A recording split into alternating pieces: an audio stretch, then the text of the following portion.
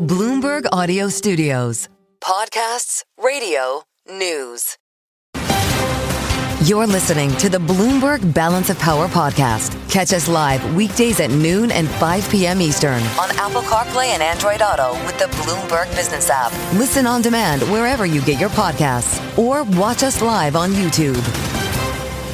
I'm Tyler Kendall here alongside Joe Mathieu in Washington, and we are watching closely Capitol Hill as the government shutdown continues. And Americans are starting to feel the impacts. In fact, yesterday, the administration announced that the U.S. will cut flight capacity by 10% at 40 high-volume airports across the country. It's all in a bid to try to relieve the pressure on air traffic controllers amid the shutdown as they go without pay. We heard from the Transportation Secretary Sean Duffy yesterday announcing the new policy. I anticipate there will be additional disruptions. There will be frustration. We are working with the airlines. They're going to work with passengers. But in the end, our sole role is to make sure that we keep this airspace as safe as possible. There is going to be a 10% reduction in capacity at 40 of our locations. 40 of our locations, high volume areas, as he called them. And CBS News is actually talking about which airports are on the list. Tyler, we're still waiting for this to be made official, right? They're talking about some of the nation's busiest airports, though. Think Atlanta, Dallas, New York City, Los Angeles. These aren't rural airports we're discussing, and the airlines are a little bit concerned about this plan. So I wonder if we're going to have to wait because they're not ready to cut capacity in all these places. Right, exactly. Especially when you think about how we are about to head into one of the busiest travel seasons. We are approaching Thanksgiving. Now, think about a lot of the lawmakers that are still out of town, still out of session on the House side, maybe having to come back into Washington. We'll see if that might fuel any of the pressure to help get the government back reopened. There was no picnic getting back to Washington from New York this week. We were living the story, waiting for hours to get from LaGuardia to DCA, and this is the reality for anybody who dares to get on a flight right now. I'll add the fact that a lot of Amtrak trains, at least in the so-called Amtrak corridor here in the Northeast, are completely sold out. Yeah. So the spillover is actually happening, and maybe this is good news for the trains. But Detroit, says producer James, apparently on the list, which is going to hit close to home for Kailey Stevens. Imagine the life of a lawmaker. You're on a plane every week going back and forth to commute to work. And the Congresswoman is with us now, the Democrat from Michigan who's running for U.S. Senate, could be faced with voting again on all of this stuff. And she's with us now live from Capitol Hill. Congresswoman, I'm not sure the last time you were on a plane, but I wonder if this is what brings this shutdown to an end. You tell us, how are you seeing it? I'll tell you what's going to bring the shutdown to an end, Joe. It is a vote on extending the ACA tax subsidies. We are in a crisis already. People are losing their health care coverage. These are real headlines in Michigan in the middle of an affordability, cost of living crisis. And the president has been nowhere to be found. He finally came up for air just the other day after the elections, citing and recognizing that this shutdown was finally causing problems. But the problem began when colleagues decided not to negotiate and to compromise. And of course, no one likes a shutdown. We also cannot continue to see people lose their health care coverage. It is way too serious, particularly with other prices, like at the grocery store, soaring to astronomical levels. Congresswoman, just for clarity here, would you advise your Democratic colleagues in the Senate to get on board with a plan for a vote on an extension of those ACA subsidies, as you were saying, but for that to happen after the government reopens, or does this all have to come together before that ultimate vote to reopen the government takes place? I want to see that vote take place. We have waited long enough. Open enrollment has begun.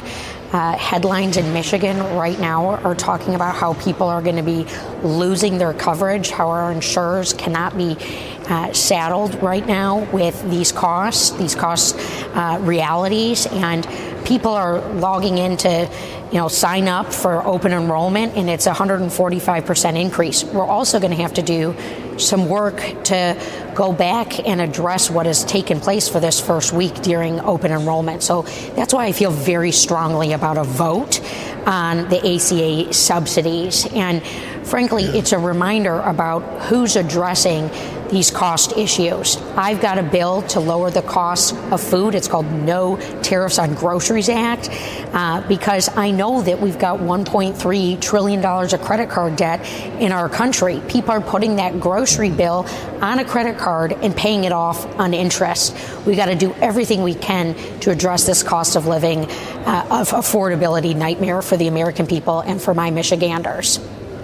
Yeah. Congresswoman, just to understand then, does the deal to bring a vote to the floor unlock the CR, or do you need a deal with details on an extension, the timeline, and what collars might come with that? I guess the question is a vote good enough?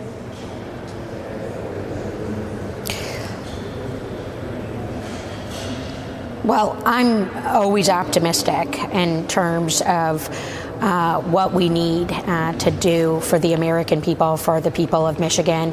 It'd be absolutely incredible to be very comprehensive.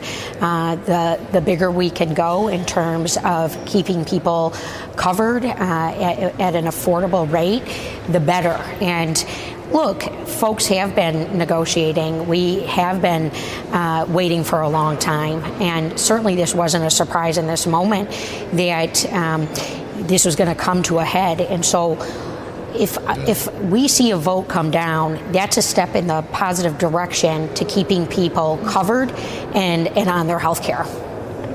Got it. Is there any talk on how long this extension would be? I was on Capitol Hill yesterday. I heard it seems like there seems to be a plan coalescing around 2 years. Is there a certain point in time that you are looking for specifically that would make that deal sweet enough to get on board with the broader plan? Yeah, I think a 2-year deal has a lot of promise, particularly because we don't have to go back to the drawing board immediately. We can continue to keep people covered, to keep costs low, to address a real reality for hardworking people. I'll tell you, when I'm in Michigan, this is readily on everyone's mind.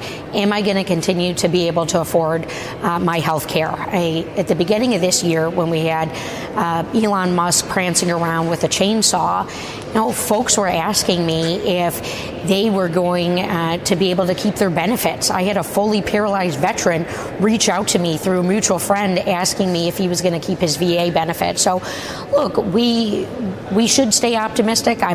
Maybe that's the Michigan way, but this has been a tough moment, and this has been unnecessary for the president to be missing in action during this painful period for the American people. Health care is life for people. This is very necessary for us to address the costs and to increase access. Your former Speaker of the House, Nancy Pelosi, has announced her intention to retire, Congresswoman. I'm guessing that didn't come as a surprise to you, as it didn't come as a surprise to many, but it's starting a conversation about not only the legacy of Nancy Pelosi, but the stylings of Hakeem Jeffries. And I'm wondering if you see a different approach in your Democratic leader now in the House, and how that might help to bring this shutdown to a close. Well, during my 4 terms in Congress so far, I will tell you I have been very pleased to work alongside Democratic leadership to bring forward the voice of Michigan's economy, Michigan's manufacturers, our manufacturing workforce. Speaker Pelosi will certainly remember me writing her a letter a week encouraging us to pass the CHIPS and Science Act. I'd send her messages along those lines because I knew how important these addressing the supply chain disruptions for our manufacturing economy in Michigan were, and to see that get done was a thing of beauty. And it's the same type of relationship that I maintain with our current Democratic leadership, that I bring the voice and the need of Michiganders forward and what is going to strengthen and grow our economy. And I'll tell you right now, that is not something that we are getting from the Trump administration and their erratic shoot by the hip tariffs. We have parts of Michigan that have some of the fastest growing unemployment in the union. I lost 450 jobs in the in my district just the other week that were manufacturing focused, that were innovation focused. It's not acceptable. We're losing investment. So we need proven industrial policy, and that's what I'm going to work on every chance I can get to deliver for the people of Michigan and our incredible best-in-class workforce. All right. Congresswoman Kailey Stevens, a Democrat representing Michigan's 11th district. Thanks so much for joining us here on Bloomberg Television and Radio. And to extend the conversation, we're now going to bring in our political panel today. Lisa Camuser-Miller, Senior Vice President at Rock Solutions and former RNC spokesperson and Republican strategist, joined alongside Christina Greer, Associate Chair, Department of Political Science at Fordham University. Thanks both for being here. Lisa, I want to start with you because that was a pretty striking conversation when it came to the Congresswoman appearing to indicate here that maybe a promise of a vote down the line once the government reopens could be enough. But we know that the trust has been broken on really both sides of the aisle. I'm wondering what you're watching for here when it comes to Republicans' promise on a potential vote down the line. Is that really going to be enough to push this over the finish line? You know, it's so hard to say, Taylor. I mean, I think the one thing that I am really confident and glad for is that Senator Thune is at the front of all of this, that he is a fair arbiter. He is a honest broker. He is a good member of the Senate, and he is a leader that his conference will follow. And so if that ends up being the way that this deal gets done, I would absolutely caution to say that it is a confident way for Democrats to enter into the discussion, because I know that the senator himself is a fair and good word as it relates to how the negotiations go down. I also know that many, many other U.S. senators, I mean, I know Susan Collins, there's a variety of others that are really involved behind the scenes, that are really doing everything they can to get the government back on track and these negotiations in a place where both sides can feel like they can save face, because that's really what this is going to come down to. Neither one of these parties are going to walk into this conversation feeling like they're going to have egg on their face when this is over, because neither one of them feels as if they are doing the wrong thing, and therefore they're not going to take the loss. They're going to feel as if they have done enough to save face and feel good for their conference and for their states. Christina, it's good to have you back. I'm wondering your thoughts on what we just heard, because to Tyler's point, I thought that Kailey Stevens' tone was striking in that she sounded a bit downbeat, to be honest, for somebody who brings a lot of high energy to conversations that we typically have. And she really had to think there for a moment about the prospect of accepting a vote as opposed to a deal. But I thought the answer was yes. Is this a movement for the Democratic Party in the House?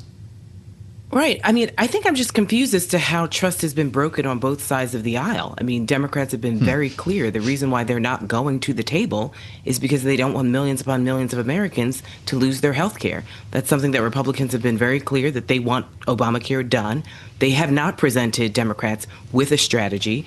Some people in the Republican caucus have said they don't have a strategy. Therefore, Democrats are holding out. So this kind of both sidesism, I'm still very much at a loss for. I think the real issue is, how do we make a deal where the president feels as though he can save face and that he can say that he's won, and so without harming more and more millions of Americans on both sides of the aisle in all 50 states, whether they're in Republican districts or not. I mean, the president's been very clear. He does not like certain states because they're led by Democrats. He will punish certain states and cities because they're led by Democrats. So the quandary is, how do you make a deal with good faith Republicans, of which there are still quite a few, but they understand that the president does not want them to negotiate and to make deals. So how do we balance that conundrum?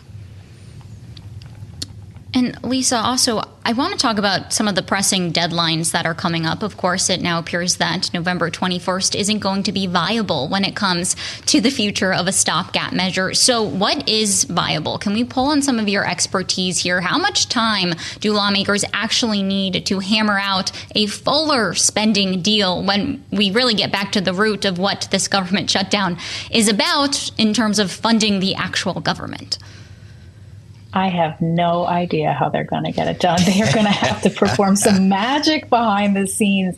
The deadline is looming. It's a minute away. You guys know this, right? November 21st is so close. There is no way. There will have to be some sort of negotiation on that timeline. They will have to figure all of that out. Boy, there are smarter people on Capitol Hill that absolutely are staying up at night trying to figure out how that's going to happen. But I think more than anything, the point that you're trying to get me to make is that there is a lot to be done. They absolutely have got to get it right. And if they don't get it right now in this negotiation, we go right back to the same argument because the government, again, could shut down on the 21st. So this has got to be addressed in this negotiation now. Yeah, we're going to need a bigger CR, I think. And Tyler will always make you get to that point, Lisa. Great insights from both Lisa and Christina Greer. It's great to have both of you with us on our panel. Senator Jerry Moran is coming in next, only on Bloomberg. Stay with us on Balance of Power. We'll have much more coming up after this.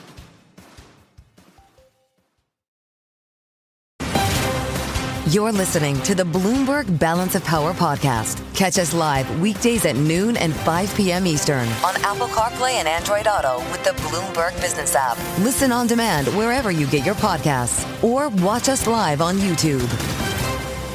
Keeping tabs on a couple of things here, including shares of the pharmaceutical makers with an event that is set to resume shortly in the Oval Office, and we'll bring you there when it does. The president announcing what he refers to as drastically lower prices in a deal with Eli Lilly and Novo Nordisk over their GLP-1 drugs. Of course, we're talking Wegovy, Ozempic, Zepbound, Mounjaro, and these are market movers. It's dragging shares of Novo, and Lilly is hanging in there a bit higher this morning as we review the list of airports set to feel capacity cuts as early as tomorrow.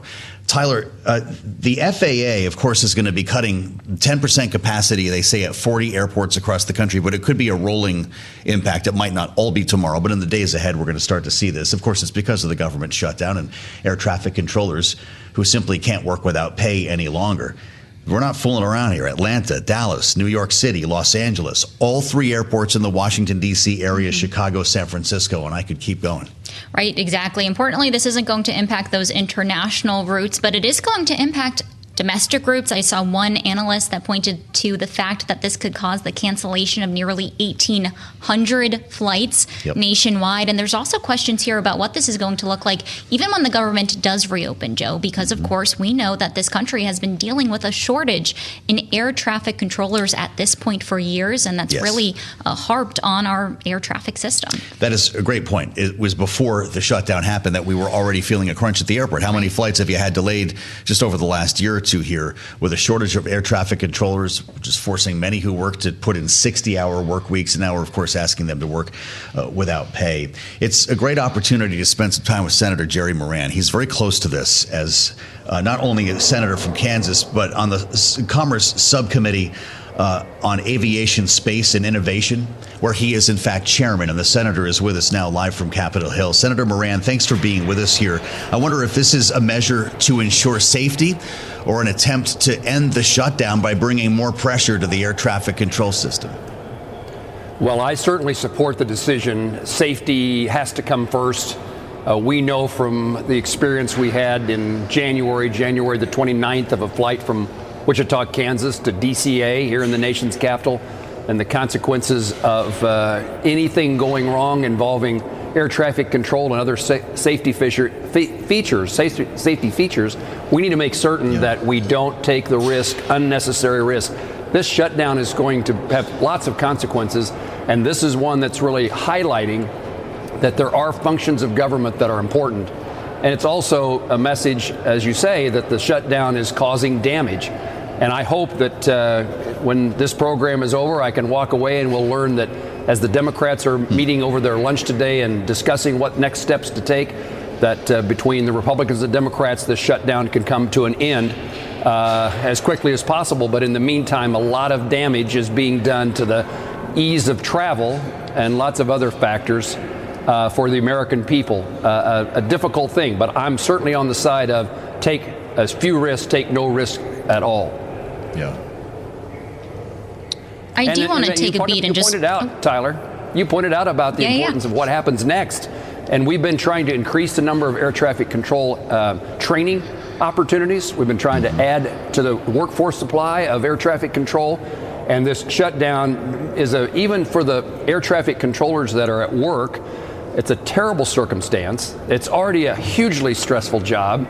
And then if you're a person who's thinking about, well, maybe I want to have a career as an air traffic controller, look at what the circumstances is for that job today. And you might decide this is not how you want to spend your life. The uncertainty of a paycheck and the difficulty and stress. We're trying to train more air traffic controllers. There's just not enough capacity.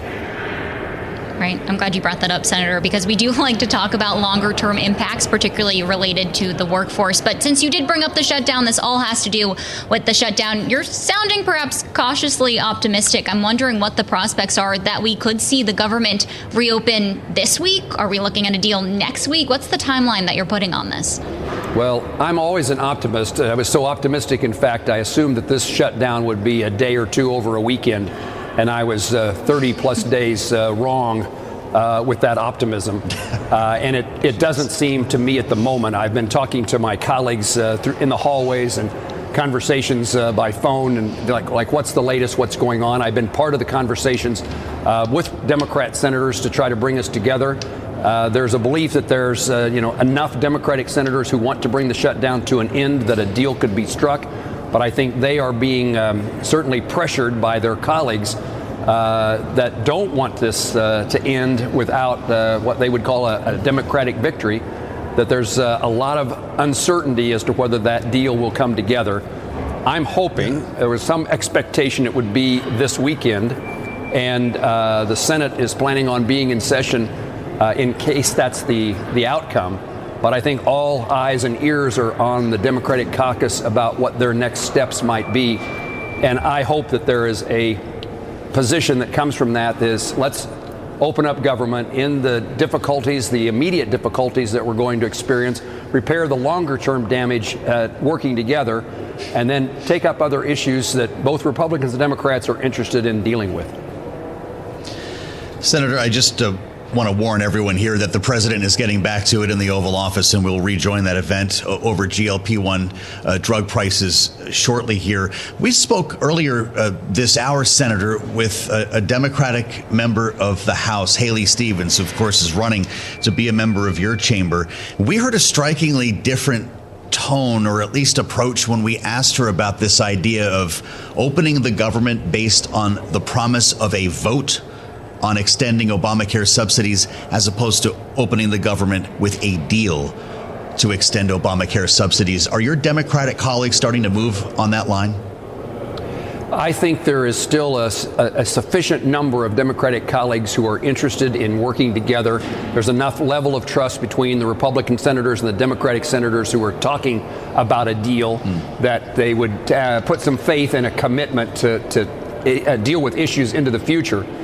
But that probably is not the dominant view. Again, I'm not in that room listening to those conversations, but my best guess is there's a lot of effort to make sure that, my guess is that the Democrats, with the outcome of the election on Tuesday, maybe don't feel like this circumstance of a shutdown is damaging them.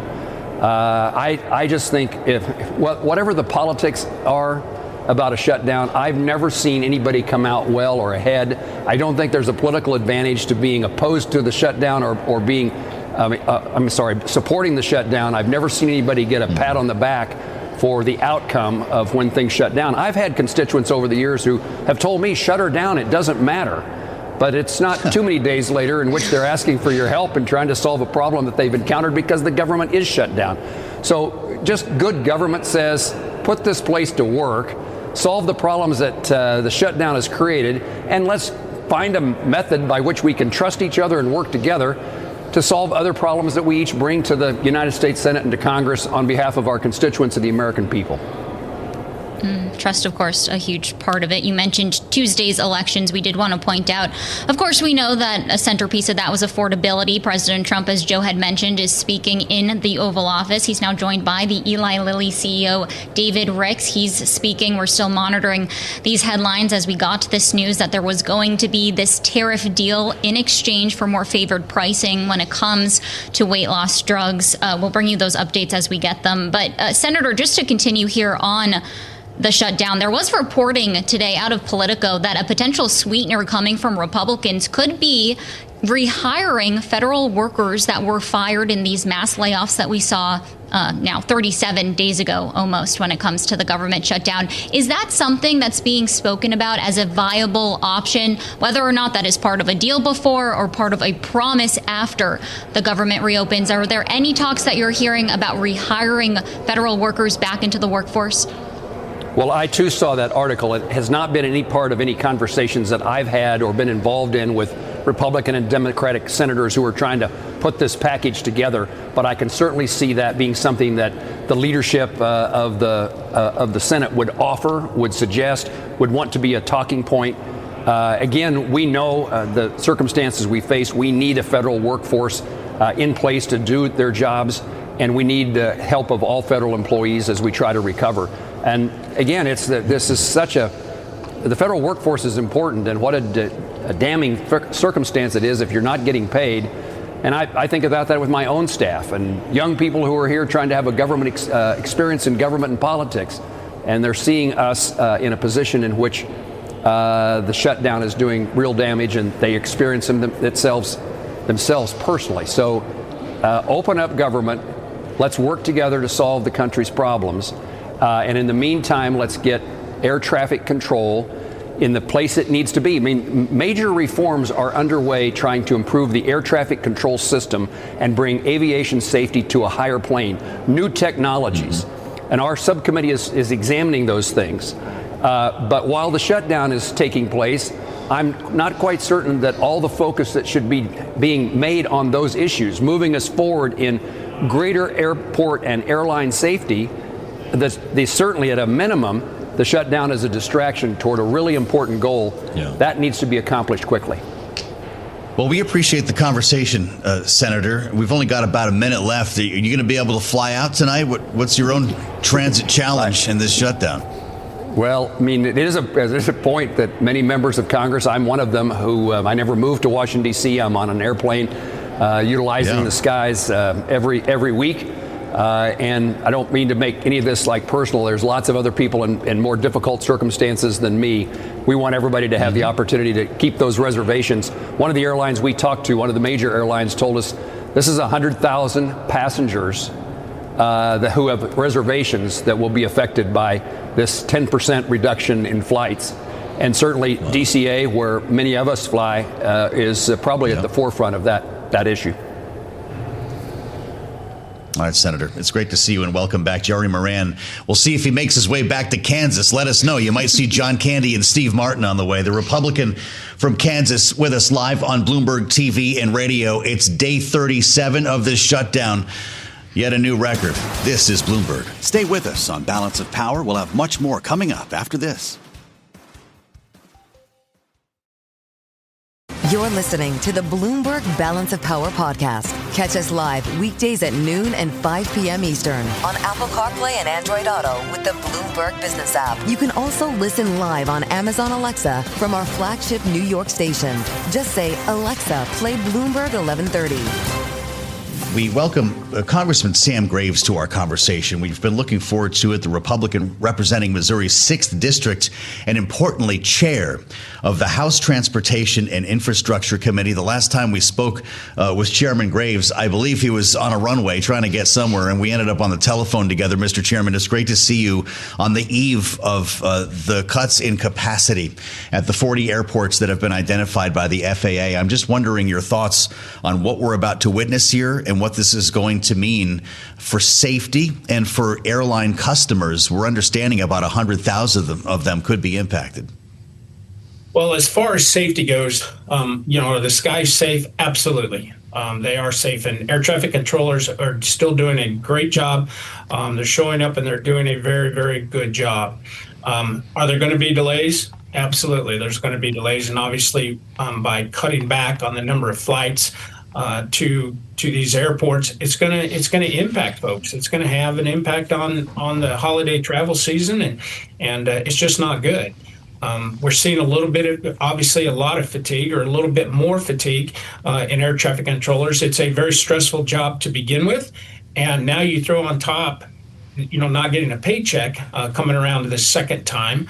It's putting a tremendous amount of stress on those individuals. Mm-hmm. Congressman, is this going to be one of those pressure points that ultimately leads to reopening the government? What is the political calculus at this point when we're expecting thousands of flights to be canceled come tomorrow? Well, I hope it does end it. And there's a real simple way to do that. If we can just get the Senate to vote on a clean CR and pass it. Obviously, they have voted, 14, 15 times.